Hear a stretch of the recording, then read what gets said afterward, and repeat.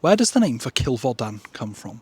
So today I'm once again on the outskirts of Bethesda in Gwynedd, and I'm in an area called Cilfodan. Let's get into the name.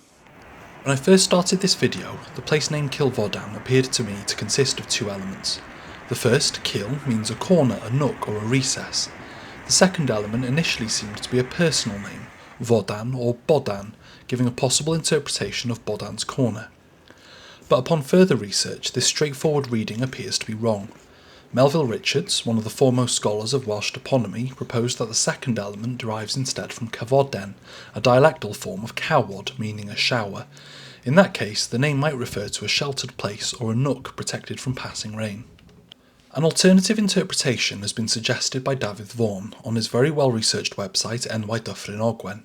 He proposes a connection with Hafoden, a diminutive of Hafod, a summer dwelling or upland pasture used seasonally by shepherds.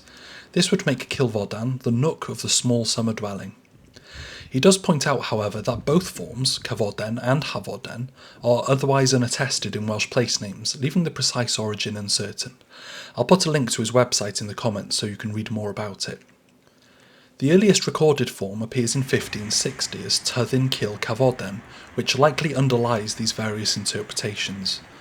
Over time, the name seems to have been associated with several local farms, eventually transferring to the wider settlement itself.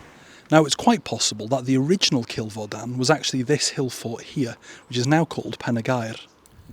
The hill fort is from the Iron Age, but appears to have been built on top of an older fortification. Next to it are hut circles which were discovered during an aerial survey. So ultimately the name is a bit mysterious. I'd love to hear which one you think it could be and why, or any other theories that you have in the comments.